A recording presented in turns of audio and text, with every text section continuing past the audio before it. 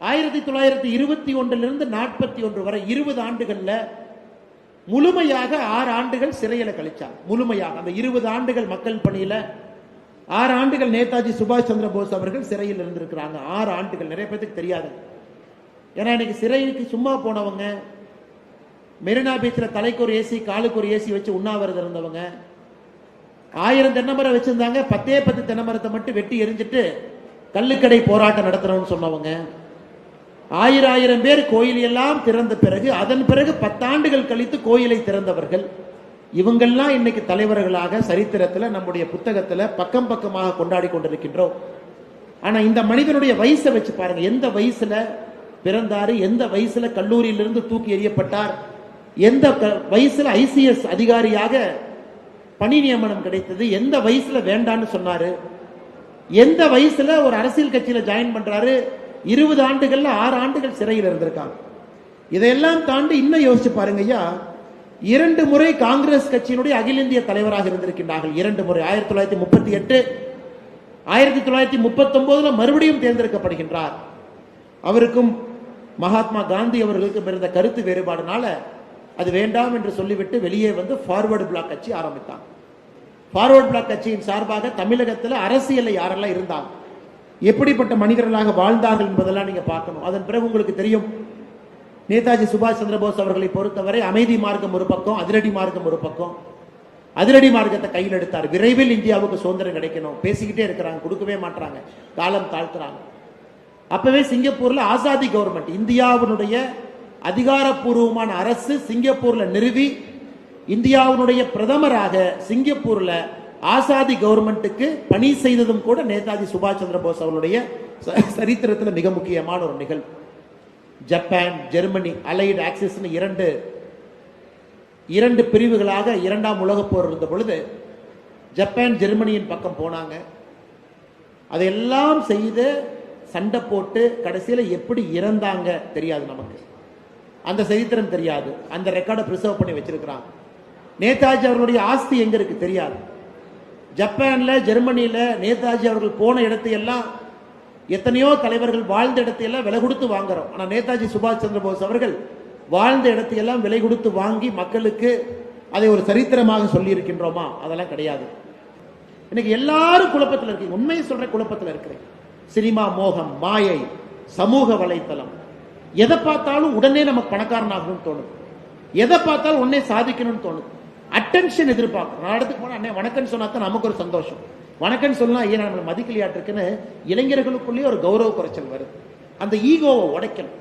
நம்ம ஒண்ணும் இல்லை, நம்ம இறந்த பிறகு புழுக்களாக இந்த மண்ணில் போக போறோம், நம்மளை எல்லாம் மறந்துடுவாங்க, வாழ்ற வரைக்கும் தான் இந்த ஜிப்பா கிப்பாலாம் போட்டுக்கிட்டு இந்த பந்தாலாம் ஒரு 40 வருஷம் தான் அப்படிங்கிறது புரிஞ்சாதான் வாழ்க்கை நமக்கு ஆரம்பமாகும். அன்பு சொந்தங்கள், நீங்க யாருன்னு எப்ப புரிஞ்சுக்குவீங்கன்னா, நீங்க இருக்கிற இடத்துல இருந்து நகர்ந்தால் மட்டும்தான் உங்களுக்கு தெரியும். ஏன்னா இருக்கிற இடம் எப்படி, நண்பர்கள் ஜாஸ்தி, மாப்பிள்ள வா போலாம், பைக் ஸ்டார்ட் பண்ணு, வா இங்க போலாம், இந்த ஹோட்டலுக்கு போலாம், இங்க போனா இந்த மெஸ்ல சாப்பிடலாம், வா மாப்பிள்ள இந்த படம் ரிலீஸ் ஆயிடுச்சு பார்க்கலாம். ஒரு தமிழ்நாட்டு இளைஞர்களை பொறுத்த வரைக்கும் என்ன, ஒரு ஹீரோவையும் அந்த படத்தை 100 கோடி ரூபாய் ஓட்டறக்கா நாம இருக்கும். அவன் படம் ரிலீஸ் பண்ணோடனே 100 கோடி ரூபாய் அவன் படத்துல வசூல் பண்றதுக்கு தான் இளைஞர்கள் நாம இருக்கமா? முதல் நாள் முதல் ஷோல 450 ரூபாய்க்கு டிக்கெட் வாங்கி, அவன் பாப்கார்ன் 300 ரூபாய்க்கு வாங்கி, காஃபியை 150 ரூபாய்க்கு குடிச்சு ஒரு படத்தை பார்த்து வெளியே வந்தீங்கன்னா 1000 ரூபாய் பாக்கெட்ல இருந்து ஆட்டை போட்டுறாங்க. நான் தெரியாம தான் கேட்கிறேன். இது நமக்கு இன்னைக்கு ஒரு சந்தோஷமா இருக்காப்பா. இன்ஸ்டாகிராம திறந்தாவே நமக்கே ரொம்ப சங்கடமா இருக்கு. எந்த இட்லி சாப்பிட்டேன், எப்படி சாப்பிட்டேன், அந்த மூஞ்சி இப்படி வச்சு போட்டோ எடுக்கிறாங்க, இப்படி வச்சு போட்டோ எடுக்கிறாங்க, ஒரே மூஞ்சி தாங்க இருக்கு, ஒரே பேக்ரவுண்ட் தான் இருக்கு. எத்தனை விதத்துல அந்த போட்டோ எடுக்கிற நேரத்தை வேற எதுக்காச்சும் நம்ம பயன்படுத்தணும்னா எவ்வளவு சிறப்பாக நாம் வரலாம். இன்ஸ்டாகிராம்காரன் உங்க ஒரு அக்கௌண்ட்டுக்கு மாசம் அவன் $7 சம்பாதிக்கிறான். மானிட்டைசேஷன் வந்து $7.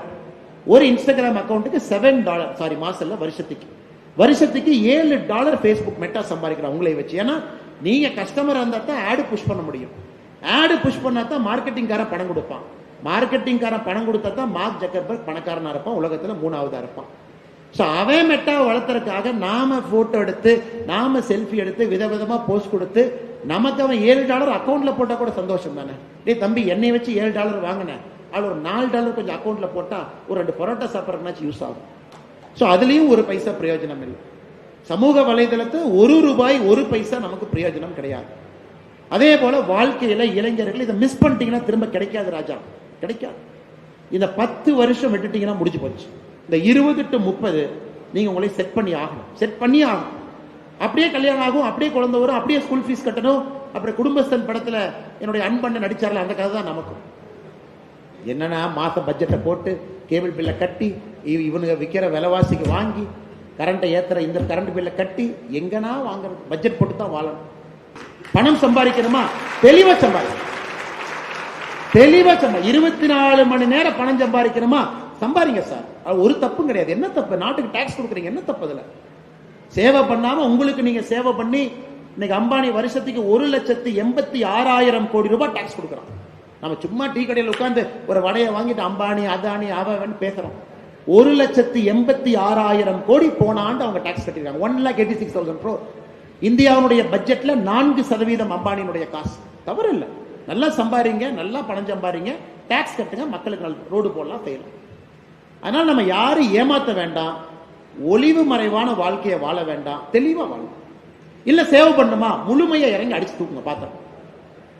அதற்கு தெளிவு உங்களுக்கு வேண்டும். இந்த மாய வலையில, மாயாஜாலத்துல, பேஸ்புக்ல, சமூக வலைதளத்துல தயவு செஞ்சு மாட்டிக்காது.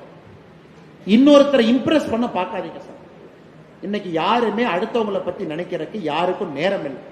நாம தான் ரொம்ப ஃபீல் பண்ணிட்டு இருக்கோம். நம்மளை இப்படி நினைப்பாங்களோ, நம்மளை அப்படி நினைப்பாங்களோ, நம்ம பண்றதை பத்தி இப்படி நினைச்சுக்குவாங்களா? எல்லாம் அவங்கவுங்க பிஸியா இருக்காங்க. நம்மளை பத்தி நினைக்கிறவங்களா யாரும் இல்லை. அதனால உங்களைய பத்தி நீங்க நினைங்கன்னு தான் நான் திரும்ப சொல்றேன். உங்களைய பத்தி நீங்க நினைச்சுக்க, நீங்க சரியா இருக்கீங்களா, சரியான பாதையில போறீங்களா? இவ்வளவு இளைஞர் சக்தி சார், இளைஞர் படை, இதை வேஸ்ட் பண்ணக்கூடாது. ரொம்ப தவறா போயிடும், ரொம்ப தவறா போயிடும். பணம் சம்பாதித்து உங்கள் வாழ்க்கை, நாட்டினுடைய வாழ்க்கையை முன்னேற்ற வேண்டும் என்றால் முழுமையா இறங்கி அடிங்க. சேவை பண்ணும், முழுமையா வாங்க.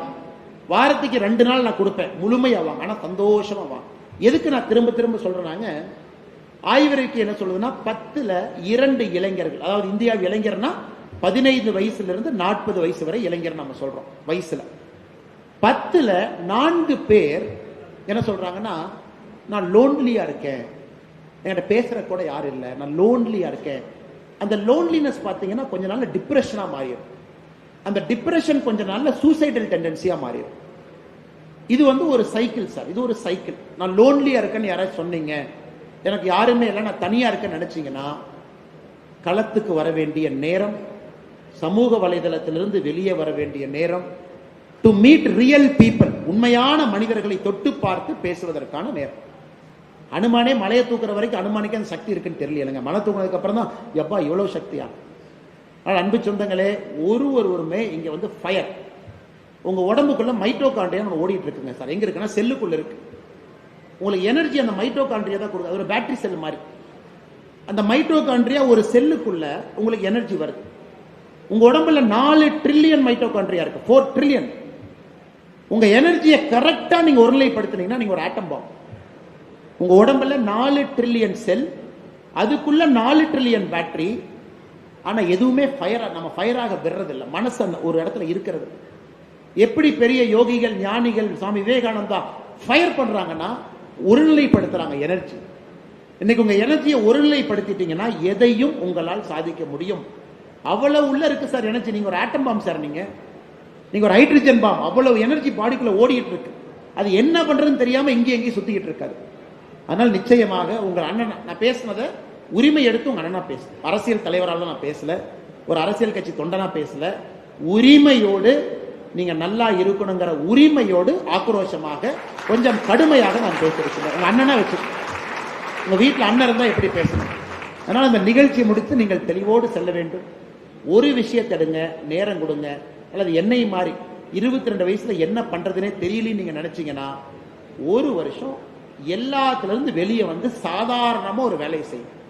உங்க ஈகோ முதல்ல உடையும். ஈகோ உடைச்சிட்டீங்கன்னா உங்களுக்கு ஒரு தெளிவு கிடைக்கும்.